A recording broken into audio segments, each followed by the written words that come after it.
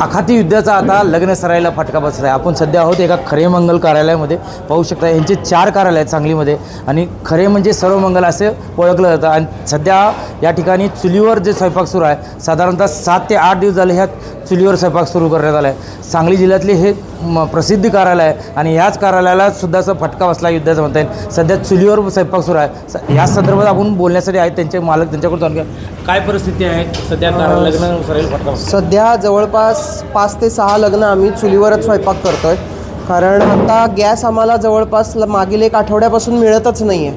त्यामुळं परंतु आमच्याकडच्या तारखा या जवळपास 6 ते 8 महिने आधीपासून बुक झालेल्या आहेत. त्यामुळं आहे ती लग्न व्यवस्थित पार पडण्यासाठी आम्हाला चूल हा एकमेव पर्याय राहिलेला आहे.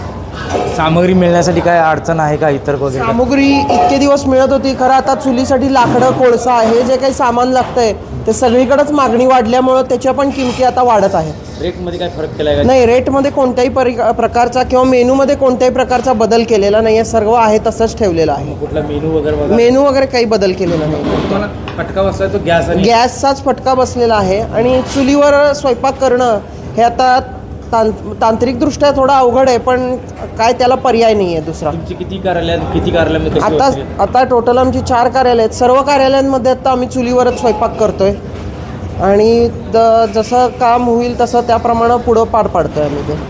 हे होते खरे मंगल कार्यालयाचे मालक. त्यांचं म्हणणं आहे की सध्या लग्न सराईचा सुद्धा युद्धाचा फटका बसलेला आहे. Video journalist Yogesh Asif Munsal, news 18 Marathi, Sangli.